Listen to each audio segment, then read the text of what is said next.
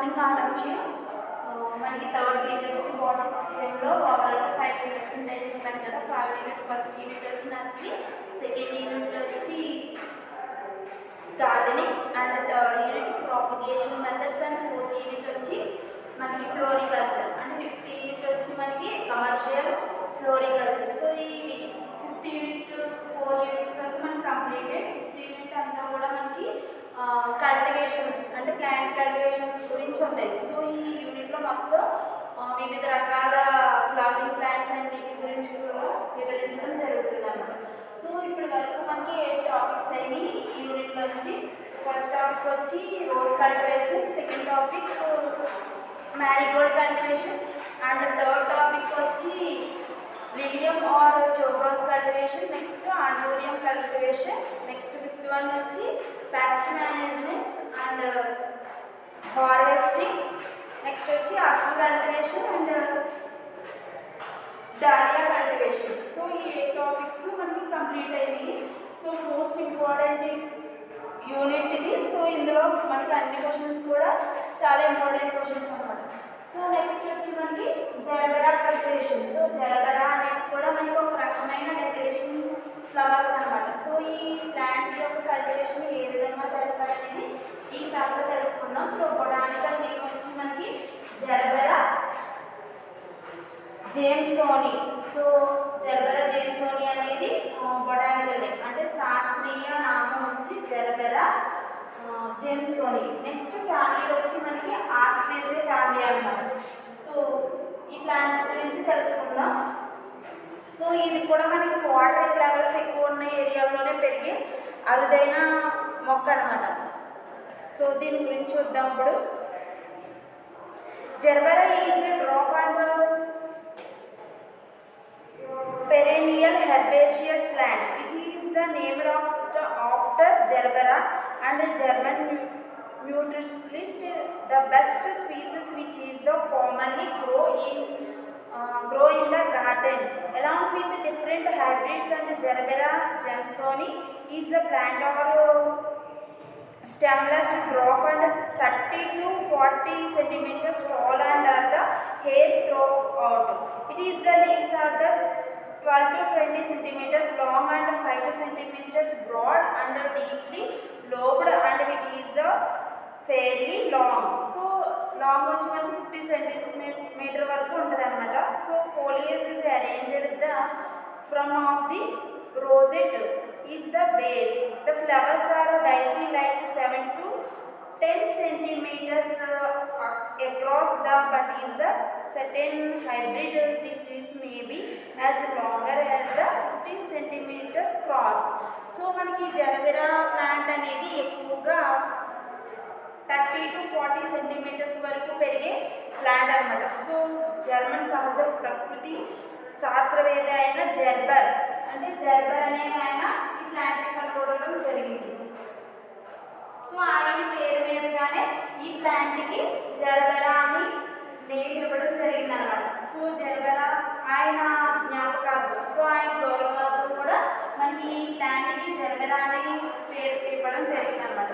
So ఈ మొక్కకు పొట్టిగా ఉన్న బహువార్షిక గుల్మాకార మొక్క, అంటే ఇంటికి చూడడానికి ప్లాంట్ అనేది చాలా షార్ట్గా ఉంటుంది. గుల్మాకారం అంటే హెర్బేషియస్ ప్లాంట్ అనమాట. సో ఈ ఉద్యానవనాలలో ఇతర సంకర మొక్కలతో కలిసి సాగు చేయి జాతి జర్బెరా జేమ్సోనీ మొక్కలు ప్రకాండ రహితం.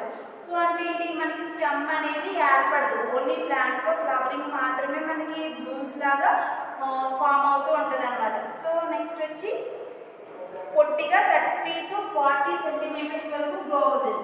30 to 45 సెంటీమీటర్స్ వరకు మనకి ఈ ప్లాంట్స్ అనేవి గ్రో అవుతూ ఉంటాయి అన్నమాట. సో నెక్స్ట్ వచ్చి పొడవుగా కేసీయుతంగా ఉంటాయి. పత్రాలు 12 to 20 సెంటీమీటర్స్ వరకు ఉంటుంది. సో ఇది హైట్. నెక్స్ట్ లీవ్స్ వచ్చి మనకి 12 to 20 సెంటీమీటర్స్ వరకు ఉంటాయి. వెడల్పు వచ్చి మనకి 5 to 7 సెంటీమీటర్స్ వరకు ఉంటుంది అన్నమాట. సో పొడవైన వృత్తాలతో ఉండే పత్రాలు అన్ని కింది భాగంలో రోజెట్ ఆకారంలో ఉంటాయి. సో మనకి రోజెట్ షేప్లో మనకి ఫ్లవరింగ్ ప్లాంట్ అంతా కూడా అమరి ఉంటుంది అనమాట. సో మనకి డైసీ పుష్పాల వలె 7 to 7 సెంటీమీటర్ వ్యాసంలో, కొన్నింటిలో 15 సెంటీమీటర్స్ వరకు ఉంటాయి. పుష్పాలు ఏక లేదా ద్వయంగా వేరు వేరు రంగుల్లో ఉంటాయి. సో అంటే పుష్పాలు ఒక్కొక్కసారి డబుల్ పుష్పాలు ఏర్పడతాయి, లేదా ఒక్కొక్కసారి సింగిల్ ఫ్లవరింగ్ మాత్రమే ఏర్పడే అవకాశం ఉంటుంది అనమాట. సో మనకి ఫ్లవరింగ్ కలర్ వచ్చినప్పటికీ వైట్,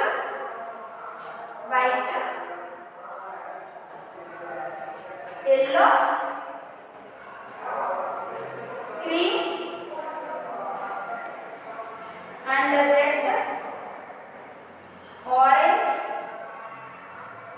పింక్, సాల్మన్ వర్ణాలలో లేదా బ్రిక్ కలర్లో మనకి ఫ్లవర్స్ అనేవి కలరింగ్ కలిగి ఉంటాయి అన్నమాట. ఎక్కువ majority white, yellow, cream and red and orange, pink and brick green. So brick red కలర్లో మనకి అవైలబిలిటీ కలిగి ఉంటాయి అన్నమాట ఈ పుష్పాలు అనేవి. సో పుష్పాలు పొడవైన సన్నని కాడులపై ఏర్పడతాయి. సో మనకి జర్బెరా పుష్పాలు అనేవి పొడవటి స్టెమ్ నుంచి దానిపైన మనకి ఫ్లవరింగ్ అనేది ఏర్పడడం జరుగుతుంది అన్నమాట. సో మనకి డెకరేషన్ వేరుగా కూడా మనకి ప్లాంట్స్ అనేవి ఎక్కువగా ఉపయోగపడుతూ ఉంటాయి. సో పొడవాటి స్టిక్ లాంటి స్టెమ్ వస్తుంది, దానిపైన మనకి ఫ్లవరింగ్ బడ్డ ఏర్పడుతుంది. దాని నుంచి పెటల్స్ మనకి విచ్చుకున్నప్పుడు కలర్స్ అనేవి white, yellow, green, red and orange and pink కలర్లో మాత్రమే మనకి కలర్స్ అనేవి అవైలబిలిటీని కలిగి ఉంటాయి అన్నమాట. సో యూజెస్ అంటే ఈ ఉపయోగాలు ఏమున్నాయి దీనివల్ల చూద్దాం. పొడవైన కాడ కలిగిన నక్షత్రాకారంలో ఉన్న పుష్పాలు అందంగా ఎక్కువ కాలం తాజాగా ఉండడం వల్ల ఇవి ఉద్యానవనాల అలంకరణలోను, నెక్స్ట్ పూల కుండీలో పెట్టుకునేటలోను ప్రాచుర్యం పొందినవి. సో అంటే ఇవి ఎక్కువగా కలర్ఫుల్గా ఉంటాయి కాబట్టి ఫ్లవరింగ్ అనేది గార్డెనింగ్లో మనకి పెంచుకునే అవకాశం ఎక్కువ ఉంటుంది. నెక్స్ట్ వన్ వచ్చి ఇవి ఫ్లవర్ వేస్లో కూడా మనకి డెకరేషన్ స్పీసెస్ కింద కూడా మనం యూజ్ చేయడం జరుగుతుంది అనమాట. సో వీటి సాగుకు ఉపయోగించే మడులు ప్రత్యక్ష కాంతి పడేటట్లు ఉండొచ్చు, అవి సంవత్సరం అంతా పుష్పిస్తాయి. సో మనకి న్యాచురల్ సన్లైట్ దొరికినప్పుడు మాత్రమే పుష్పాలు అనేవి ఎక్కువ అంటే సంవత్సరం అంతా కూడా మనకి ఇయర్ అంతా కూడా ఫ్లవరింగ్ అనేది రావడం జరుగుతుంది అనమాట. సో నెక్స్ట్ దీనిని మిశ్రమ పరిధి మొక్కగాను రాక్ గార్డెన్లోను కుండీలలోనూ పెంచవచ్చు.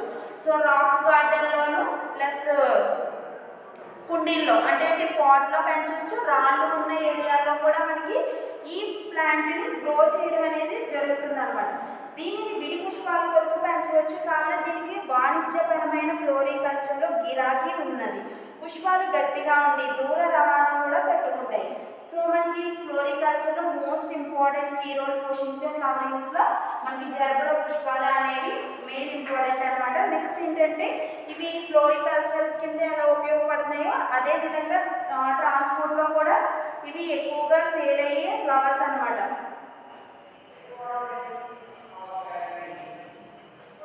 సో మనకి లాంగ్ డిస్టెన్స్ ఉన్న ట్రావెలింగ్ జరిగినా కూడా మనకి పుష్పాలు అనేవి పాడకుండా ఎక్కువ రోజులు స్టోర్ అవ్వడానికి కూడా అవకాశం ఉంటుంది. దీనివల్ల మార్కెట్లో ఆదాయం బాగా లభిస్తుంది.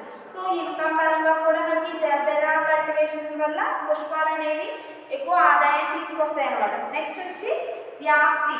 సో ఫస్ట్ వన్ అంటే యూజెస్, నెక్స్ట్ వ్యాప్తి. ప్రాపగేషన్ని వ్యాప్తి అంటారు. సో వీటిని విత్తనాల ద్వారా లేదా చీలికల ద్వారా వ్యాప్తి చేయవచ్చు. విత్తనాల ద్వారా వ్యాప్తి చెందే మొక్కలు తప్పనిసరిగా ఆత్మపరాగ సంపర్కం జరపాలి.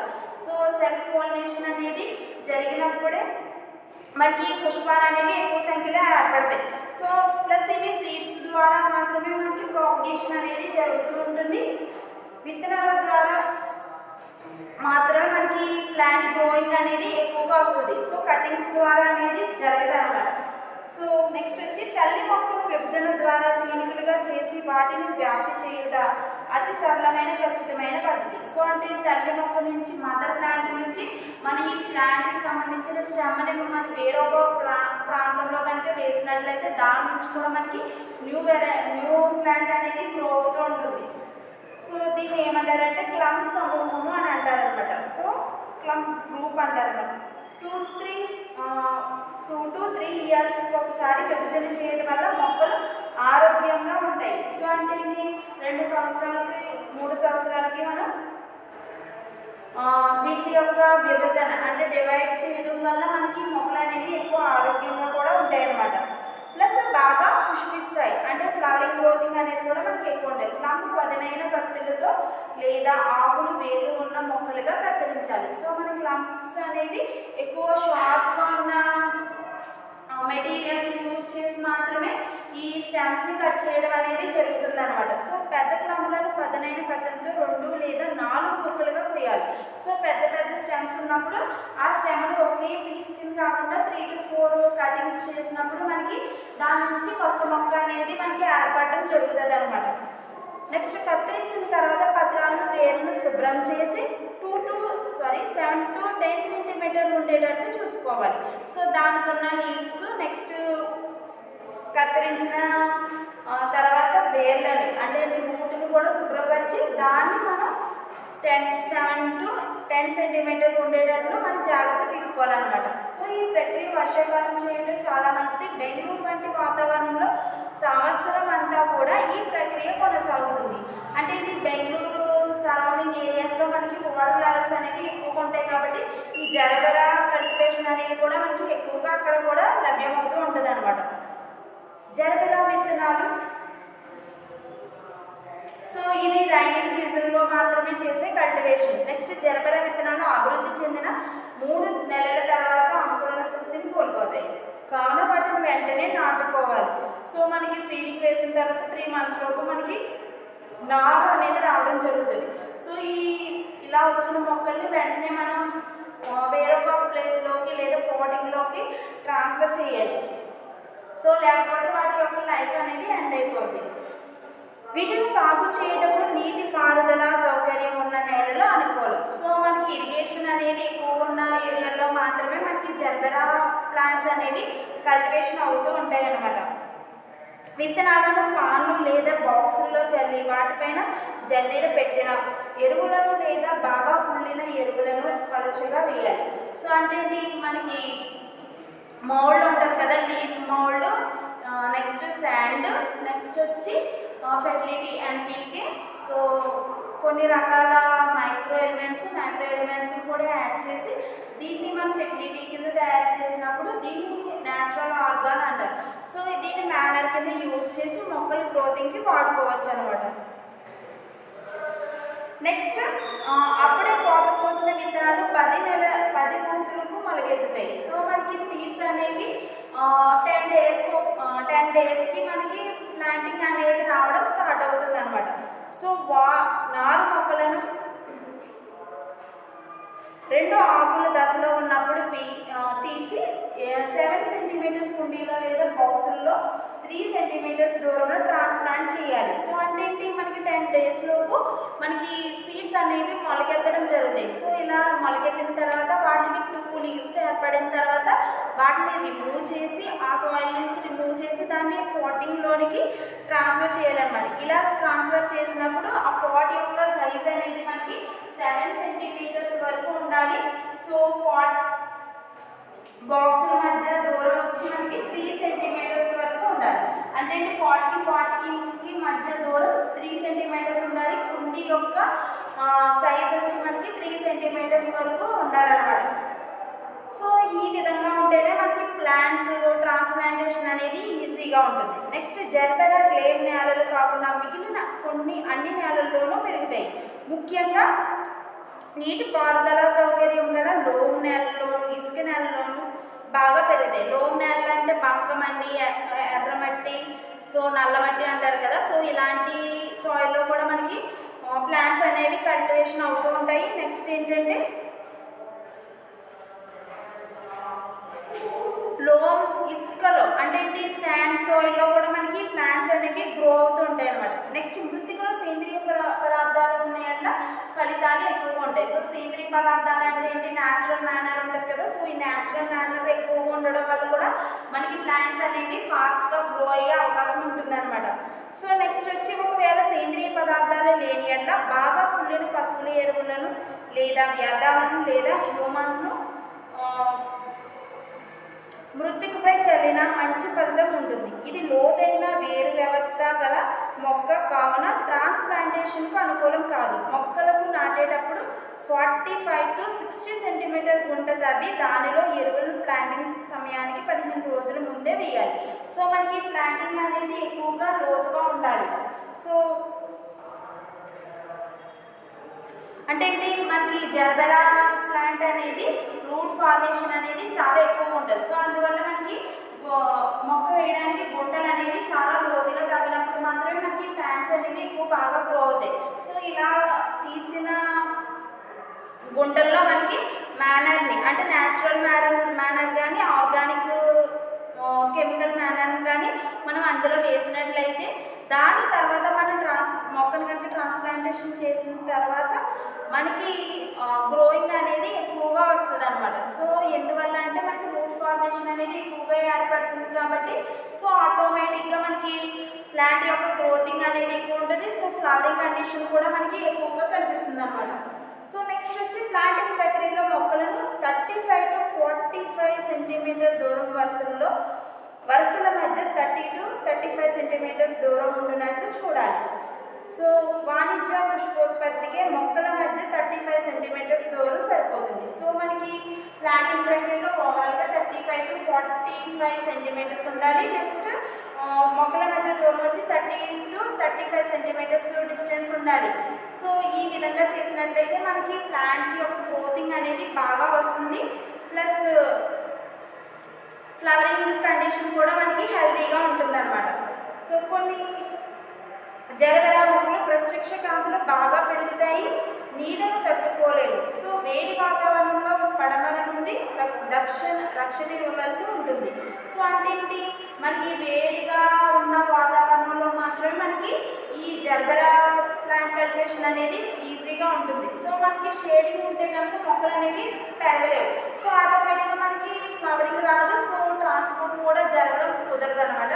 ప్లస్ దీనివల్ల ఏంటంటే మనకి ఇన్కమ్ పరంగా కూడా చాలా లాస్ అయ్యే అవకాశం ఉంటుంది. సో జర్బెరా ప్లాంట్కి కంపల్సరీ సన్లైట్ ఫోకస్ అయ్యే విధంగా మాత్రమే సెట్ చేయాలి. సో ప్లాంటింగ్ సమయంలో మంచి సేంద్రియ ఎరువులను అందించవలసిన అవసరం ఉంటుంది. సో చెప్పాను కదా, మనకి మంచి న్యూట్రిషనల్ మెటీరియల్స్ ఇచ్చినప్పుడు మాత్రమే ప్లాంట్స్ అనేవి బాగా గ్రో అవుతాయి. సో ఈ ప్లాంట్ కూడా సేమ్ అంతే.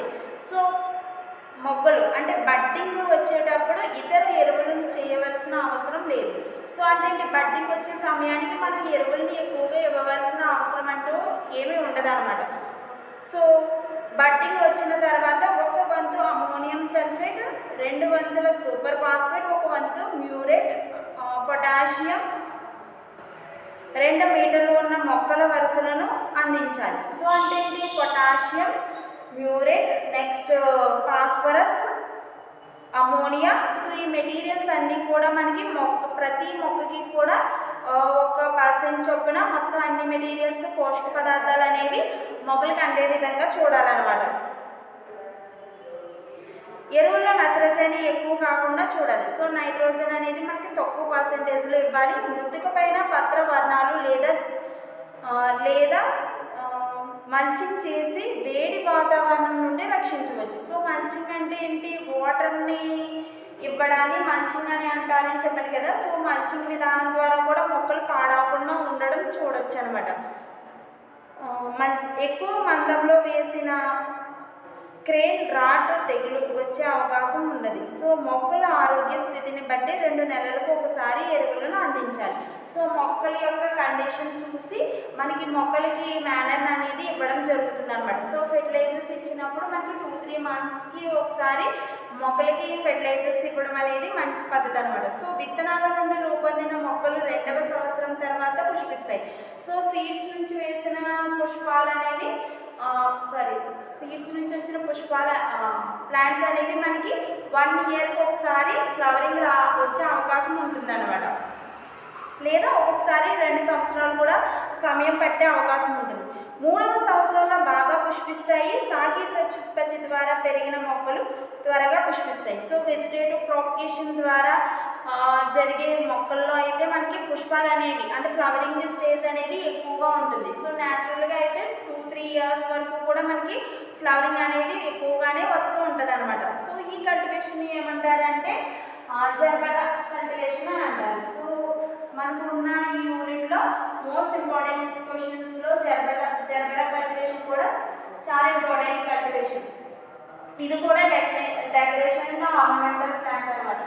సో ఈ విధానాన్ని ఓవరాల్గా జర్బెరా కల్టివేషన్ అని అంటారు.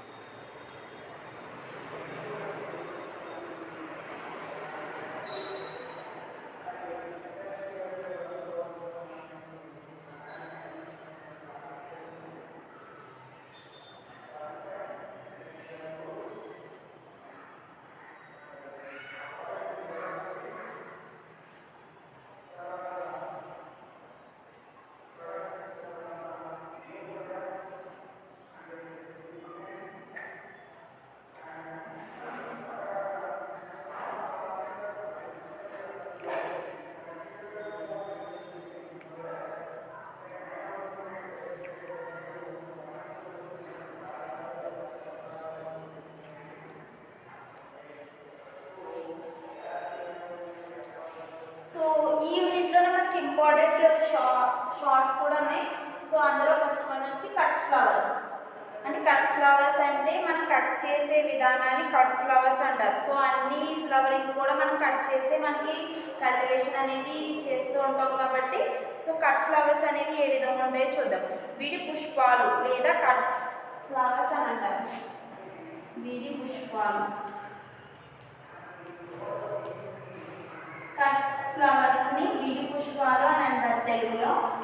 సో విడి పుష్పాలు అంటే ఏంటి, మనం ప్లాంటింగ్ వేసిన తర్వాత మనకి క్రాపింగ్ అంతా కూడా మనకి బాగా గ్రో అయిన తర్వాత ఎండింగ్ స్టేజ్లో వచ్చే ప్రోడక్ట్ వచ్చి మనకి ఫ్లవరింగ్ ప్లాంట్స్కి అయితే మనకి పుష్పాలు వస్తాయి, ఫ్రూటింగ్ అయితే ఫ్రూట్స్ వస్తాయి.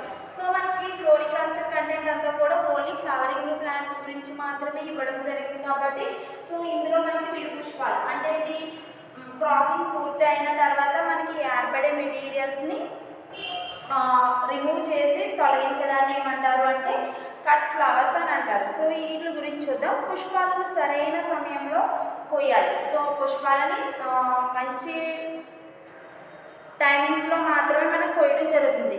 Ensure that the flowers are harvesting at the right stage. So always the clean and tools cut in the flowers and immediately after harvesting and after transport price system. So it is the water hydration and solution. So discard the damaged and distributed flowers or leaves from the stem. Prevent and ethyl production of the infections with these the pathogens. So use of always clean and change the water daily. So remove that the base leaves of the submerged and base solution and given the basil of recut and avoid the microbial growth and plunging of the xylem. So ఈ qualities మీద ఆధారపడి మనకి cut flowers అనేవి remove చేయడం జరుగుతుంది. So అంటే పుష్పాలను సరైన సమయంలో మనం కోయడం జరుగుతుంది. నెక్స్ట్ పుష్పాలను కత్తిరించడానికి సరైన పరికరాలు వాడాలి. సో ఇన్స్ట్రుమెంట్స్ టూల్స్ అనేవి మంచి క్లీన్గా ఉన్న వాటినే మనం యూజ్ చేయాలన్నమాట. సో పుష్పాలను కోసిన వెంటనే లేదా రవాణా చేయవలసినప్పుడు కోసిన పుష్పాలు చివరి భాగాన్ని నీటితో లేదా సహజ ద్రావణంలో సిట్రస్ ఆమ్లం 300 ppmను ఉంచాలి. సో సిట్రిక్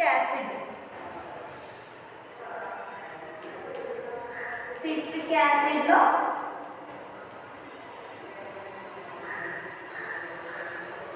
స్టెమ్స్ని మనం ఉంచాలన్నమాట. సో ఇది ఎంత పర్సెంట్ తీసుకోవాలి? 300% వరకు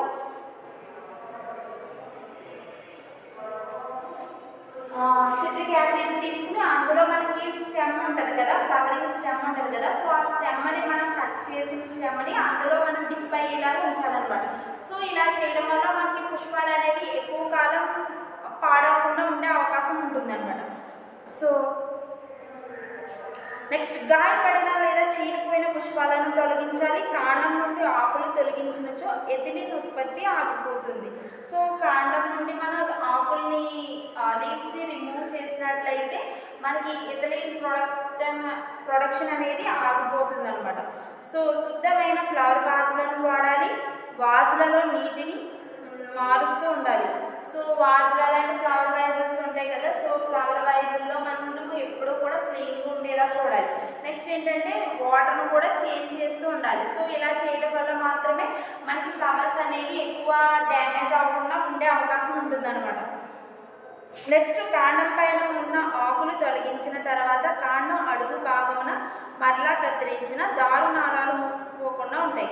సో మనకి స్టెమ్ మీద ఉన్న లీవ్స్ని రిమూవ్ చేసినట్లయితే మనకి ఫ్లవరింగ్ గ్రోతింగ్ అనేది ఎక్కువ కాలం ఉంటుంది, ప్లస్ అది పాడవకుండా ఉండే అవకాశం కూడా ఉంటుందన్నమాట. నెక్స్ట్, డాలియా నర్సిసన్ పుష్పాలు విడుదల చేసే పాల వంటి ద్రవము వాజులలోని నీటిని పాడు చేస్తుంది. సో కొన్ని రకాల డాలియా పుష్పాలు ఏంటంటే గమ్ లాంటిది రెసిన్ని మనకి రిలీజ్ చేస్తూ ఉంటుంది. సో ఆటోమేటిక్గా ఇది ఫ్లవర్ వాజుల్లో కనుక ఫిలప్ అయిన వాటర్లో కనుక పడితే కనుక మనకి ఏమవుతుంది, వాటర్ అనేది డ్యామేజ్ అయ్యే అవకాశం ఉంటుంది, ప్లస్ దానివల్ల మనకి పుష్పాలు అనేవి కూడా పాడయ్యే ఛాన్సెస్ ఎక్కువ ఉంటాయి అన్నమాట. కావున వీటిని 24 గంటల నీటిలో ఉంచిన తర్వాత వాజులలో ఉంచుకోవాలి.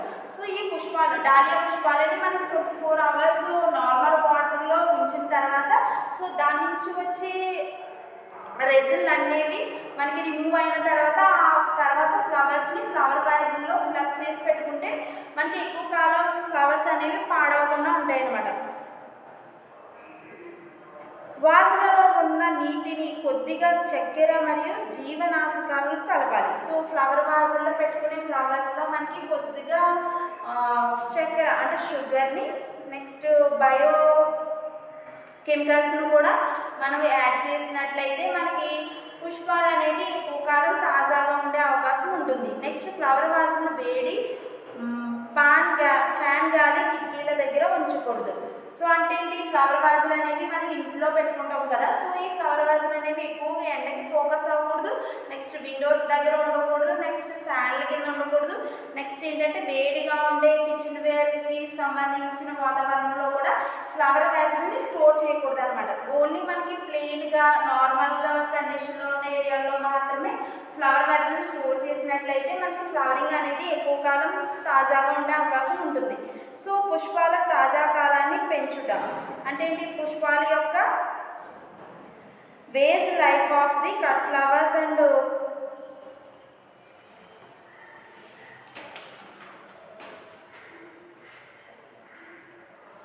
was life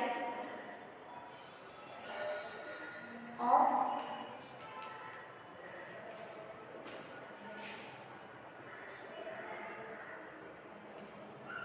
cut flowers can be extended through అంటే base life of the cut flowers can be extended through అంటే ఇది మనకి పుష్పాల యొక్క కాలం అనేది పుష్పాల యొక్క తాజా కాలం అనేది పెంపొందించడం అనమాట. సో అది ఏ విధంగా ఉంటుందంటే ఎక్కువ నాణ్యత గల పుష్పాలను కొయ్యాలి. సో అంటే harvesting high quality flowers. So next వచ్చి క్లీనింగ్ అంటే శుభ్రంగా ఉంచాలి. నెక్స్ట్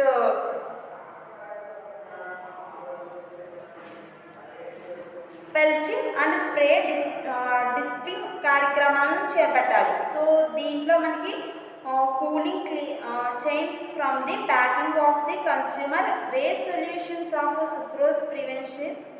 సో మనకి ఇందులో ఏంటంటే పుష్పాలు ఎక్కువ కాలం తాజాగా ఉండడానికి చేయవలసిన పనులు ఏంటంటే ఎక్కువ నాణ్యత గల పుష్పాలను మాత్రమే మనం తీసుకోవాలి అంటే కట్ చేయాలి. నెక్స్ట్ శుభ్రంగా ఉంచాలి, పుష్పాలని నీట్గా ఉంచాలి. నెక్స్ట్ పల్చింగ్ అండ్ స్ప్రే డిస్పింగ్ మరియు కార్యక్రమాలు చేపట్టాలి. సుక్రోజ్ పెరుగుదల హార్మోన్లను ఇతర నిరోధకాలను వాడాలి.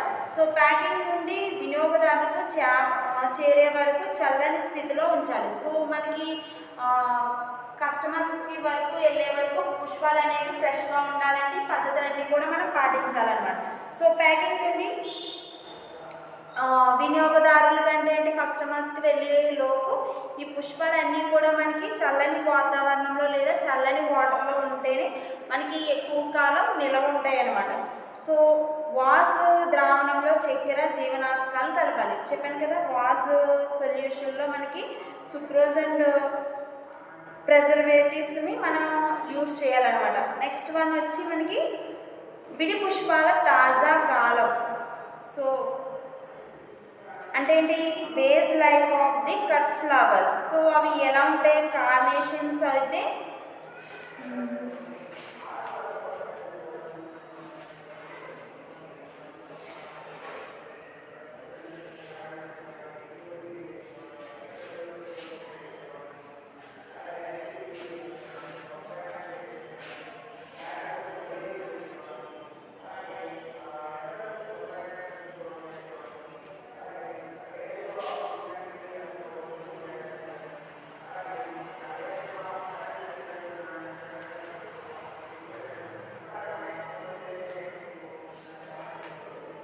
base life of cut flowers.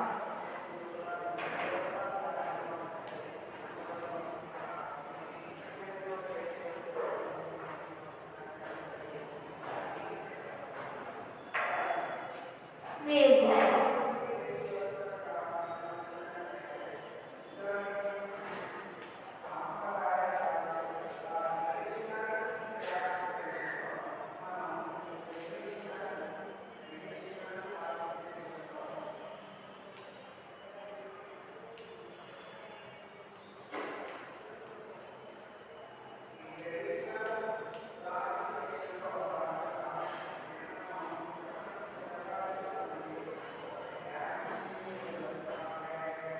Chrysanthemum.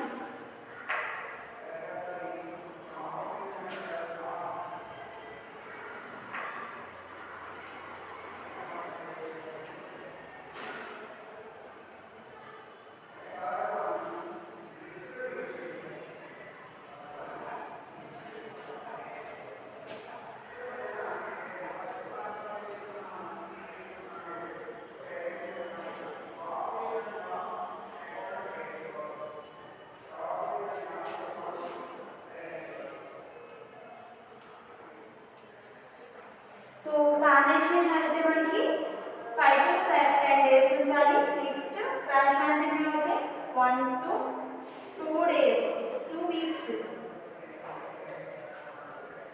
And dahlia flowers వచ్చి మనకి 2 to 14 days. అండ్ గ్లాడియోలస్ వచ్చి మనకి 6 to 12 days. అండ్ ఆర్కిడ్స్ వచ్చి 3 to 4 weeks. అండ్ రోజెస్ వచ్చి మనకి 7 to 10 days.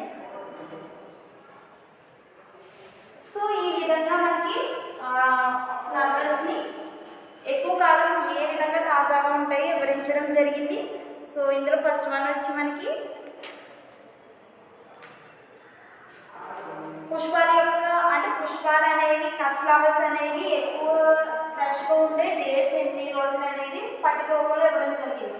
సో అంటే ఏంటి, విడి పుష్పాలు ఎన్ని రోజులు తాజాగా ఉంటాయంటే ఫస్ట్ వన్ వచ్చి మనకి కార్నేషన్ వచ్చి 5 to 10 days వరకు మనకి పుష్పాలు పాడవకుండా తాజాగా ఉంటాయి. నెక్స్ట్ చామంతి పూలు వచ్చి మనకి 1 నుంచి 2 వారాల వరకు కూడా ఫ్రెష్గా ఉంటాయి. నెక్స్ట్ డాలియా వచ్చి మనకి 2 to 14 days వరకు కూడా ఫ్రెష్గా ఉంటాయి. అండ్ గ్లాడియోలస్ వచ్చి 6 to 12 days వరకు కూడా మనకి ఫ్రెష్గా ఉంటాయి.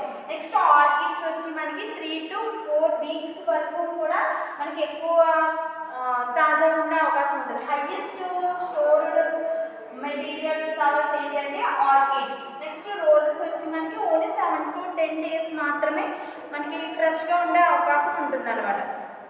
సో ఇవన్నీ కూడా కట్ ఫ్లవర్స్ యొక్క వేస్ట్ టైం అనమాట, అంటే వేస్ట్ లైఫ్ అనమాట. సో ఇవన్నీ కూడా ఈ క్వశ్చన్ కూడా మనకి మెయిన్ ఇంపార్టెంట్ షార్ట్ క్వశ్చన్ అనమాట. సో మనకి 5 marksకి క్వశ్చన్ అడిగే అవకాశం ఎక్కువగా ఉంటుంది.